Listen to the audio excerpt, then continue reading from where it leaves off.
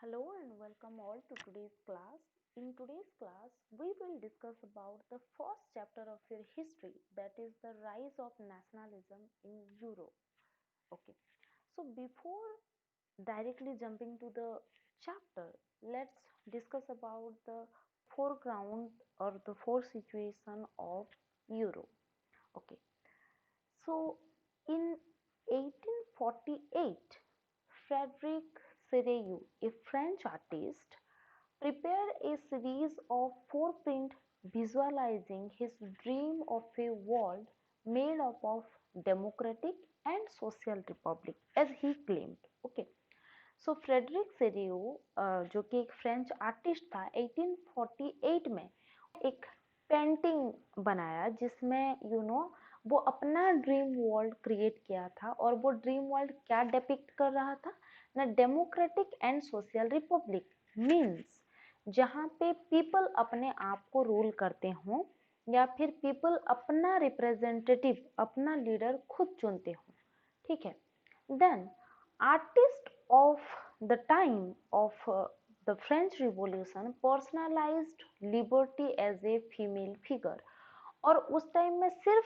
Frederick सिरेयू ही नहीं जितने भी फ्रेंच के आर्टिस्ट थे वो लोग ड्यूरिंग फ्रेंच रिवॉल्यूशन वो जितने भी पेंटिंग करते थे उसमें जो लिबर्टी था उसको पर्सोनिफिकेशन किया गया था यानी कि फ्रीडम लिबर्टी ये सारे कोई पर्सन नहीं है लेकिन पर्सोनिफिकेशन मीन्स उसको एक पर्सन की तरह फिगर आउट करना तो लिबर्टी को जनरली एक फीमेल फिगर दिया गया था अगर आपको क्लास 9th के हिस्ट्री याद होंगे हम ऑलरेडी फ्रेंच रिवॉल्यूशन के बारे में उसमें पढ़ चुके हैं और उसके इमेजेस आपको याद होंगे तो आपको अच्छे से याद होगा कि किस तरह से उस टाइम में जो फ्रीडम जो लिबर्टी था उसको फीमेल फिगर दिया जाता था ठीक है जैसे कि हम आप लोग यहाँ पे देख सकते हैं ये एक पेंटिंग है जो कि जहाँ पे लिबर्टी यानी कि यू कैन सी हियर ये जो फीमेल है ये लिबर्टी यानी फ्रीडम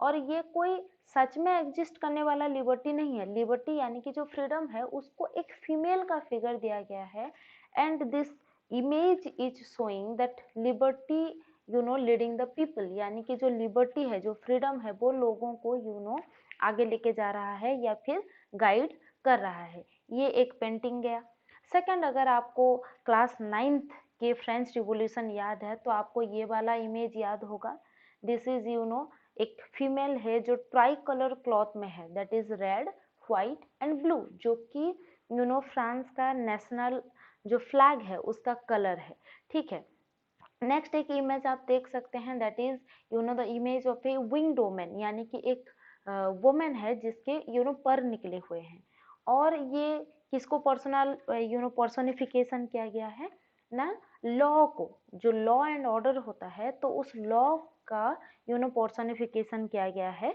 यहाँ पे ठीक उसी तरह अगर हम सिरेयू के पेंटिंग देखें तो ये है सिरेयू का पेंटिंग जहाँ पे वो क्लेम कर रहा है कि उसका जो पेंटिंग है वो डेमोक्रेटिक एंड सोशल रिपब्लिक को डिपिक्ट कर रहा है तो यहाँ पे आप क्लियरली देख सकते हैं there are several flags of different different nation और ये जो लाइन है दिस इज लिबर्टी यानी कि फ्रीडम का जो स्टैचू है वो भी एक फीमेल फिगर में उसने पेंट किया है और आप ये लाइन देख सकते हैं the line is too long ये जो कतार हमें दिख रहा है दैट इज टू लॉन्ग यानी people of not any particular nation rather बहुत सारे नेशन के जो लोग हैं डिफरेंट डिफरेंट नेशन के जो लोग हैं डिफरेंट डिफरेंट रीजन के जो लोग हैं all are marching toward liberty ठीक है और साथ ही साथ हमें यहाँ पे ये भी दिख रहा है कि आसमान से Jesus Christ and other angels वो सब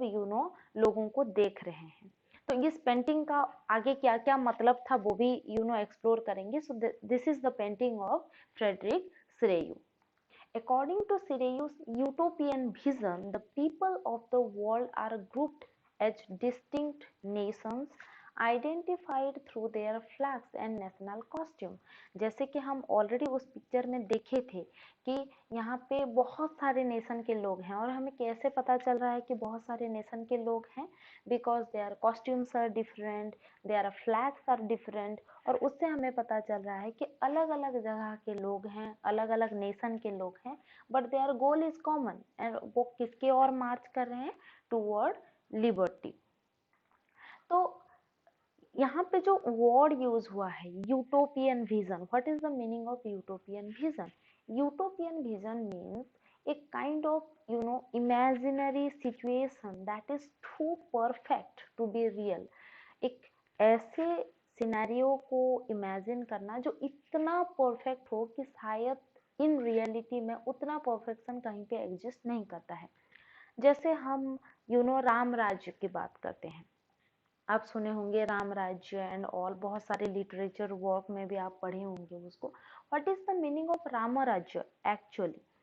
उसका मतलब है कि एक ऐसा साम्राज्य जहाँ पे भगवान बसते हों। कहाँ पे भगवान बसते हों ना? जहाँ पे people don't backlash each other, लोग एक दूसरे के बारे में चुगली ना करते हों, किसी को नीचा ना दिखाते हों, जहाँ पे इक्वालिटी प्रिवेल करता हो, जहाँ पे जस्टिस प्रिवेल करता हो, जहाँ पे लोग फीमेल को रेस्पेक्ट करते हों, जहाँ पे क्राइम लेस हो वो सिनेरियो। जैसे हम हमारे लिजेंडरी या हमारे मिथोलॉजिकल वर्क में जैसे हमें देखने को मिलता है। तो क्या सच में उस टाइप का एक जगह पॉसिबल है जहाँ पे कभी क्राइम ना होता हो? दैट इज टू परफेक्ट, लोग झूठी ना बोलते हो।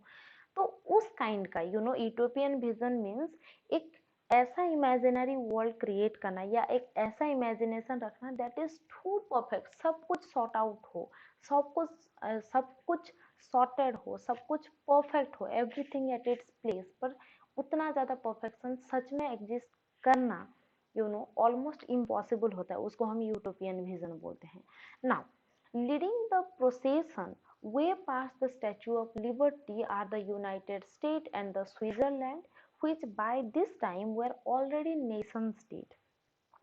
तो ये जो हम पेंटिंग बनाया था सरेयू ने, उसके जो लिबर्टी का स्टैचू था उसके पूरा पास कौन है? Switzerland and the United state, जो कि उस टाइम में ऑलरेडी नेशन स्टेट बन चुके थे। अब ये नेशन स्टेट बन चुके थे। अब ये नेशन स्टेट क्या है उस पे हम आएंगे, what is the meaning of nation state, वहां तक हम आएंगे। तो उस टाइम में क्या था ना, उस जो कतार था, जो लाइन था लोगों का, उसको लीड कौन कर रहे थे? United State and Switzerland. उस टाइम में वो ऑलरेडी नेशन स्टेट थे। Then following them was France. और हम फ्रांस को कैसे पहचान पाते हैं? By its revolutionary tricolour, ठीक है, जो कि स्टेचू के पास पहुंच चुका है, उसके ट्राई कलर फ्लैग से उसको हम पहचान सकते हैं। Then France is being followed by German. Germany कौन सा है? जो गोल्डन रेड एंड ब्लैक वाला फ्लैग है, दैट इज जर्मनी। लेकिन इंटरेस्टिंग चीज ये है कि जब सुरेयू ने ये पेंटिंग बनाया था, और जैसे कि हम देख सकते हैं जो गोल्डन ब्लैक एंड आपके golden red and black flag में जो है वो जर्मनी है।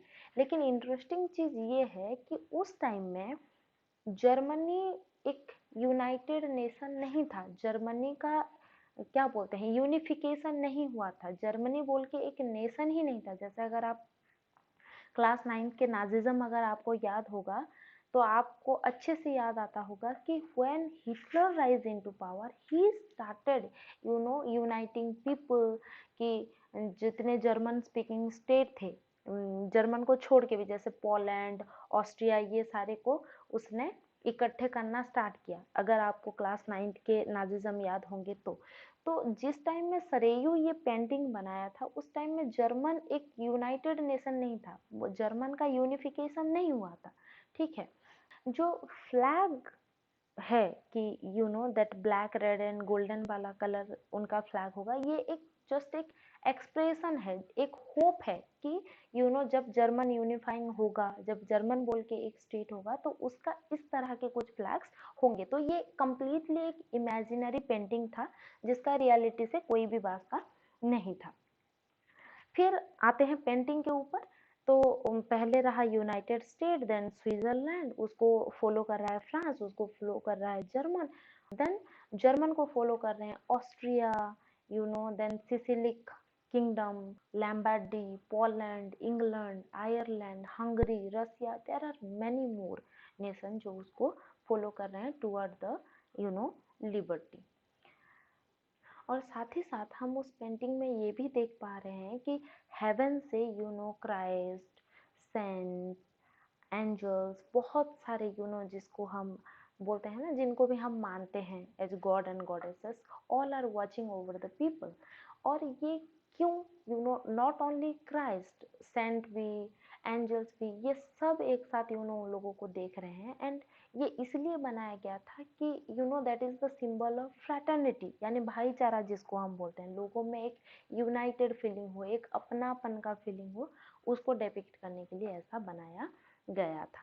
तो ये चैप्टर को जब हम आगे आगे डिस्कस करते जाएंगे तो उसमें और भी सिरायू किस तरह से विजुअलाइज कर रहा था लिबर्टी को, उसके बारे में एक्सप्लोर करते जाएंगे।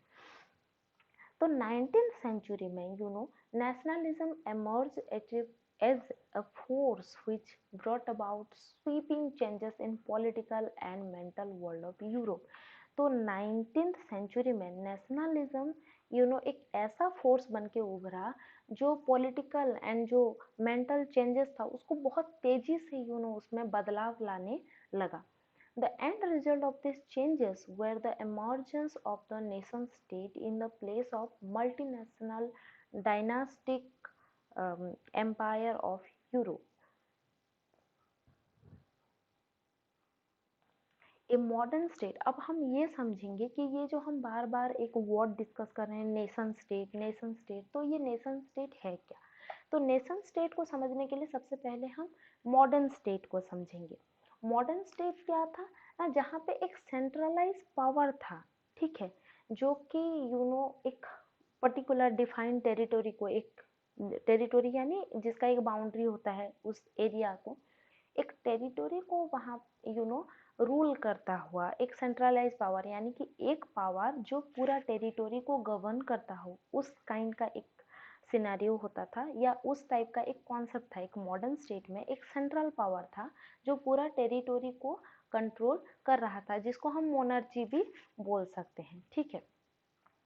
लेकिन एक नेशन स्टेट क्या था ना, एक नेशन स्टेट ऐसा एक स्टेट था जहाँ के मेजॉरिटी ऑफ सिटीजन जो थे वो ना कि सिर्फ एक कॉमन रूलर से रूल होते थे, रादर उनमें एक सेंस ऑफ कॉमन आइडेंटिटी भी होता था। सेंस ऑफ कॉमन आइडेंटिटी, जैसे कि अगर आपको प्रियम्बल याद होगा तो उसमें लिखा है, उसका जो फर्स्ट लाइन है, we the people of India, यानी we, it's not only you, not only me, not only your relative or not only my relative, we means we all the citizen of India। तो उसी तरह से nation state का मतलब था जहाँ पे लोगों में एक कॉमन आइडेंटिटी का फीलिंग्स हो, जहाँ पे उनका एक यू नो एक कॉमन हिस्टोरिकल डिसेंट हो। जैसे अगर हम ब्रिटिश रूल के बारे में बात करते हैं, जो ब्रिटिशर थे वो, हम जब भी आप इंडिपेंडेंस डे या फिर हम रिपब्लिक डे सेलिब्रेट करते हैं तो उसमें हम स्पीच देते हैं, ब्रिटिशर ने हमारे साथ ये किया, ब्रिटिशर 200 साल तक हमें ऐसे एक्सप्लॉइट किए, इस तरह के हम स्टेटमेंट देते हैं। इसका मतलब क्या, जो ब्रिटिश थे या उस टाइम के जो थे, वो डायरेक्टली आप ही को टॉर्चर किए हैं, या आपके फैमिली वालों को टॉर्चर किए हैं, या मुझे टॉर्चर किए हैं, यहाँ पे वो हमारे साथ ऐसे करते थे, यानी कि हम अपने एंसेस्टर के साथ हुए चीज़ों के बारे में बता रहे हैं। जैसे हम Gandhi, Subhash Chandra Bose, this people are our pride, उनके बारे में बात करते हैं तो हमारे महात्मा गांधी, हमारे सुभाष चंद्र बोस, इस तरह से बोलते हैं। तो उसमें क्या होता है, जो हिस्ट्री है उसका एक कॉमन डिसेंट है, वो तुम्हारे लिए भी सेम है, वो इमोशन मेरे लिए भी सेम है, वो emotion thousand of other people के लिए भी सेम है। तो एक कॉमन आइडेंटिटी बनाना, वो भी या एक कॉमन आइडेंटिटी होना, वो नेशन स्टेट का कैरेक्टरिस्टिक होता था। तो आगे आगे हम उसको और ज़्यादा एक्सप्लोर करते जाएंगे। That's all for today's class. हम नेक्स्ट क्लास में आगे डिस्कस करेंगे। Thank you.